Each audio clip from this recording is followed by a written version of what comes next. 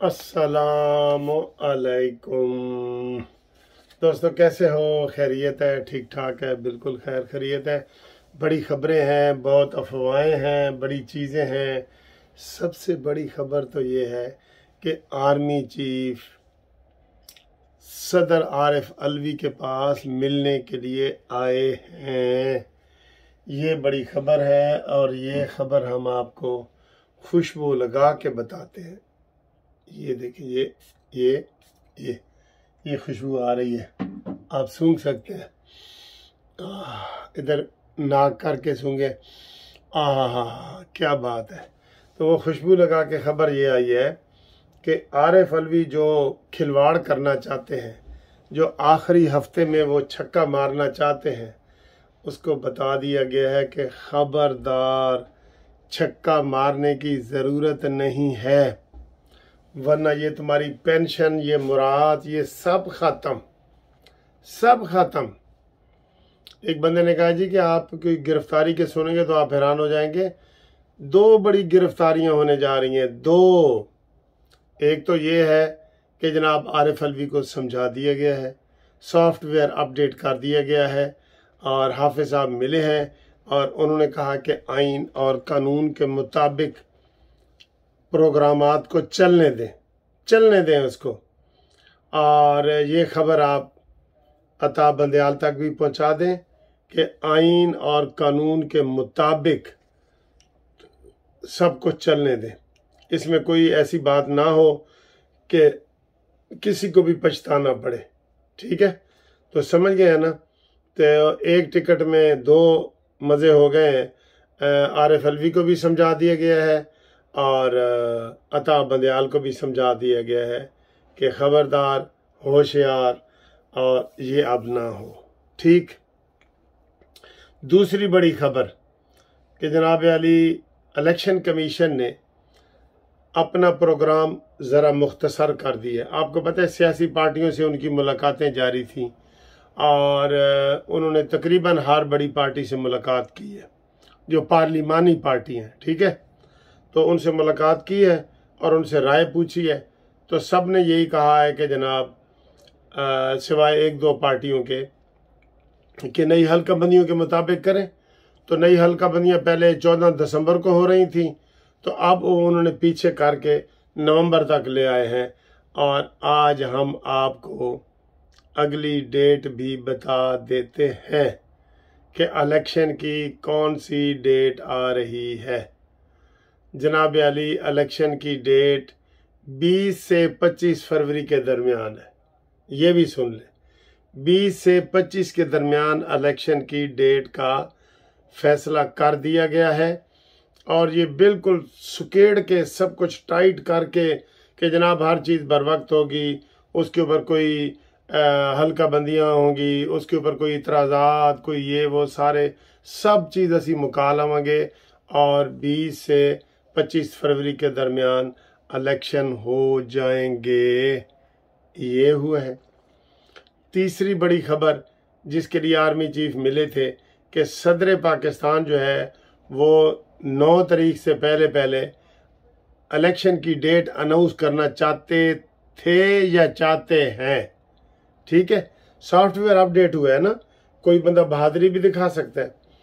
तो वो 9 से पहले खुद वो डेट अनाउंस करना चाहते हैं और इसमें अता बंदयाल का भी गांठ जोड़ शामिल है। ये नेक्सिस है, नेक्सिस। अता बंदयाल और अलवी का नेक्सिस है, गांठ जोड़ है ये, ठीक है जी? ये साजिश है जो तैयार की जा रही है। डबल गेम हो रही है हर तरफ, ये ज़हन में रख लें। जैसे इमरान खान कहता था ना, मुझे जेल में क्या मिल रहा है, मुझे तंगी है, तो बाद में पता चला कि जेल में वो बाहर से ज्यादा ऐश कर रहा है। पता लगा ना आपको, रिपोर्ट आ गई है, सारा कुछ हुआ है। तो अब ये भी बाहर से इनके ये रिपोर्ट है और अंदर से ये गठजोड़ करना चाहते हैं। इसलिए आसिम मुनीर का मिलना बहुत ज़रूरी है। हम सैयद आसिम मुनीर साहब को कहते हैं कि इस वक्त मुंतखब हुकूमत नहीं है, सब लोगों की नज़रें आपके ऊपर हैं इस वक्त, क्योंकि मुंतखब हुकूमत नहीं है। तो लिहाजा आप इसमें किसी किस्म की सुस्ती ना करें और इनको पकड़ें, इन लोगों को, और जो पाक फौज को बदनाम कर रहे हैं, चाहे वो पाकिस्तान में बैठे हैं या अमेरिका में, दुबई में, उनका घेरा तंग करें, उनका घेरा तंग करें, ये हमारी रिक्वेस्ट है। ठीक है जी। उसके बाद ये अगली खबर आपको हमने पहले बता दी थी कि परवेज लाई की मुसीबत में कमी नहीं आ गई, ओनू फड़ के इस्लामाबाद ले गए ने, और जज का इतना बड़ा आर्डर कि ना इस केस में गिरफ्तार करेंगे, ना आइंदा केसों में गिरफ्तार करेंगे, ना जीपीओ के तहत, ना सीपीओ के तहत, ना पीपीओ के सारे ओ लगा के उन्होंने कहा जी एनू गिरफ्तार नहीं करना, तो फिर भी उन्होंने पकड़ लिया।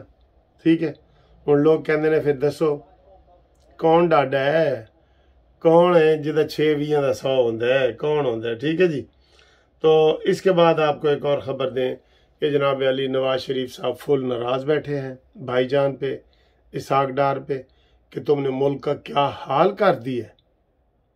आपको मना किया था कि इसमें ये ना पड़े जो आप नहीं संभाल सकते, तो शहबाज ने कहा था कि मैं भाईजान संभाल लूँगा, मैं बड़ा अच्छा एडमिनिस्ट्रेटर हूँ, और इसहाक डार ने भी कहा था कि मैं संभाल लूँगा। तो वो अब सारी चीज़ें गले पड़ रही हैं। मुझे ये बताएं कि अगर ये एहतजाज लंबा हो जाए, जो कि होगा, क्यों होगा, बिजली के बिल में 10 रुपये यूनिट कमी का ऐलान किया जा रहा है 48 घंटे में, 10 रुपये यूनिट, तो 39 रुपये अभी अभी ओगरा की कीमत फ़ी किलो बढ़ा दी गई है। 39 रुपये, 22 रुपये पेट्रोल डीजल की कीमत बढ़ा दी गई है। तो ये क्या ड्रामा है भाई कौम के साथ। चीनी 35 रुपये पे ऊपर जो नवाज शरीफ छोड़ के गया था वो 200 नु टच कर रही है, डॉलर 300 क्रॉस कर गया। क्या बातें करते हैं आप, क्या बातें करते हैं। ये इधर तो खाने पीने के लाले पड़ गए हैं, लोगों के पास नाश्ते के पैसे नहीं है, तुम लंच और डिनर की बात करते हो। बड़े अफसोस की बात है, यकीन करो सारी खबरें अफसोसनाक हैं, और ये जो हंगामे हैं ना ये बढ़ सकते हैं, मैं आपको ये बता दूं। वैसे सर मैं आपको एक बड़ी ज़बरदस्त बात बताता हूँ। अब इधर मैं इस वक्त बैठा हूँ सपोज़ बरतानिया में, यहाँ से जब मैं ऐसे फोकस करके पाकिस्तान को देखता हूँ ना, तो मैं कहता हूँ अल अमान व अल हफीज़। किसी ने पाकिस्तान को जो है ना नहीं बख्शा। मैं सिर्फ एक शख्स को बीच में से निकाल लेता हूँ, नवाज शरीफ को, बस नवाज शरीफ को निकाल लेता हूँ। बाकी सर जी कोई पीछे नहीं है, कोई पीपी हो, कोई शहबाज शरीफ हो, कोई इमरान खान हो, कोई जनाब ये सब ने इस बहती गंगा में हाथ धोए। मुझे लगता है कि एक वाहिद नुमाइंदा जो शख्स है ना, जो निजात दहिंदा है, नुमाइंदा है, वो नवाज शरीफ है। हो सकता है नवाज शरीफ आए तो ऐसी इनकलाब की सूरत हाल पैदा हो जाए कि वो मुल्क को बचा ले, वरना इन्होंने लूट मार करके मुल्क का सत्यानाश कर दिया, सवा सत्यानाश कर दिया। आप यकीन करें इधर मैं पाकिस्तान को ऐसे देख रहा हूँ, मैं आपको मिसाल देने के लिए कह रहा हूँ। ये देखें, जैसे मैं ये पीछे देख रहा हूँ ना कि नीचे क्या हो रहा है, ये देखें, ये ऊपर से मैं देख रहा हूँ कि कौन सी गाड़ी आ रही है, कौन जा रहा है, ये ऊपर से मैं फोकस करके बैठा हूँ ना। ये देखें, यही हालात इधर से आपको पाकिस्तान के नज़र आ रहे हैं, ये हालात नज़र आ रहे हैं। बस मैं आपको और मिसाल समझाने की यहाँ से क्या दूँ। पाकिस्तान के हालात हैं जो इधर नज़र आ रहे हैं सबको, जो भी सियासतदान हैं, जो लिटरेरी लोग हैं, अदीब हैं, सहाफ़ी हैं, उनको नज़र आ रहा है। सर आप अंदाज़ा कर लेना, आप किसी भी चीज़ में, चलो मैं आपको चैलेंज करता हूँ, आटे की कीमत ले लें, चीनी की ले लें, डॉलर की ले लें, पेट्रोल की ले लें, जो चीज़ भी ले लें, अफ़गानिस्तान से मुकाबला कर लें, पाकिस्तान फेल। बांग्लादेश से मुकाबला कर लें, पाकिस्तान फेल। इंडिया से मुकाबला कर लें, पाकिस्तान फेल। श्रीलंका से मुकाबला कर लें, पाकिस्तान फेल।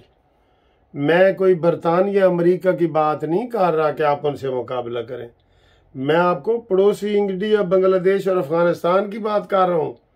निकालें गूगल पे डॉलर निकाल के करें, चीनी निकाल के करें, पेट्रोल निकाल के करें, आप कहेंगे यार इतने हम नीचे गिर गए। तो इससे आप अंदाज़ा लगा लें कि हम एटमी कुव्वत हैं और साड़ा एटम जनाब बढ़ गया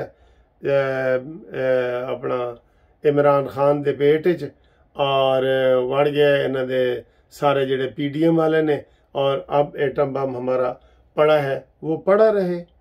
हाँ जी, और हमारे आपस में ये इख्तलाफात हैं कि इस वक्त कोई भी बैरून मुल्क खुदा न खास्ता हमला करे तो हमारे अंदर इत्तेहाद नहीं है। इसलिए नवाज शरीफ भी सख्त नाराज़ हो गए कि ये आपने मुल्क का कर क्या दिया है, कुछ तो संभाला होता ना। 16 पार्टियां हैं, 16 महीने हैं, कुछ तो संभाला होता। कोई ग्लूकोज दे के मरीज की कोई तो हालत बेहतर होती, पहले से बुरी करके गए हैं। क्या मैं गलत कह रहा हूँ? आप बताएं, कमेंट्स करें।